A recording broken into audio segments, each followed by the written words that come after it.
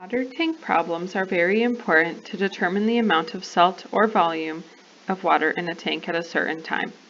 This can be very useful in determining when a water filter system in a house needs more salt added. First, let's look at an example problem. A tank initially contains 20 kilograms of salt dissolved in 100 liters of water. Pure water is flowing into the tank at a rate of 1 liter per minute. The solution is well mixed, and the mixture is drained out of the tank at a rate of 2 liters per minute. How much salt is in the tank when the tank reaches 50 liters of water? First, let's look at everything that we know. We know that the amount of salt at time 0 is 20 kilograms. We will represent the amount of salt at time t as A of t. We also know the volume of water in the tank at time 0 is 100 liters cubed. We will represent the volume of water in the tank at time t as vol of t. We also know the rate the water flows both in and out, which is 1 and 2 liters per minute respectively. We also know the amount of salt per volume, which can also be written as the concentration C going in, which is 0 kilograms per liters cubed since it is pure water. Later, we will solve for what x is to know the concentration of water going out. Next, we want to find the equation for the volume at time t.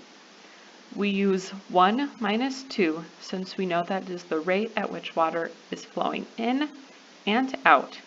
After we solve for c, which is 100, we get the volume equation to equal negative t plus 100. Next, we will look at C0.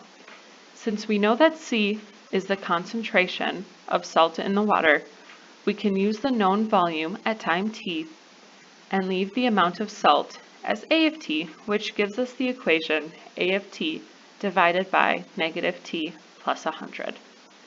Now, we look at our differential equation, plug in our known numbers and equation, and rearrange our terms, which results in dA over dt plus 2 divided by negative t plus 100 times the amount of salt at time t equals 0.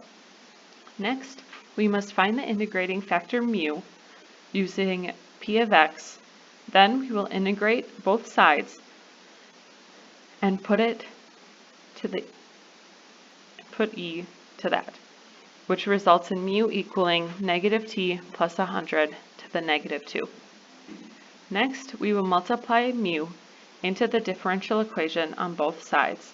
From here, we can see that the product rule is built in, so we can rewrite this equation. Then we will integrate both sides, which results in negative t plus 100 to the negative 2 times the amount of salt at time t equals c, where c is a constant. Next, we will solve for A of t. Using our initial conditions, A of 0 equals 20, we can solve for c, which is 0.002, which allows us to have our equation A of t equaling 0.002 times negative t plus 100 quantity squared.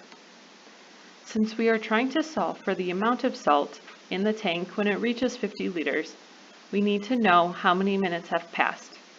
By using the volume equation that we figured out earlier, we can solve for t, 50 minutes. Now, we can solve for how many kilograms are in the tank when the tank reaches 50 liters, which is also 50 minutes. This results in the amount of salt being in the tank to be 5 kilograms.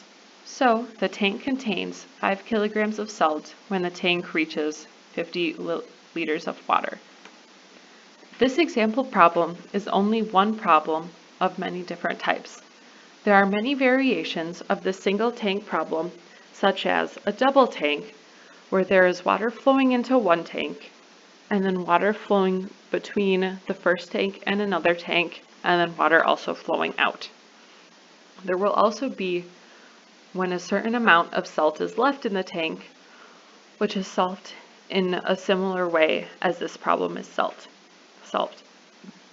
Finally, when will the tank overflow and how much salt will be in the tank?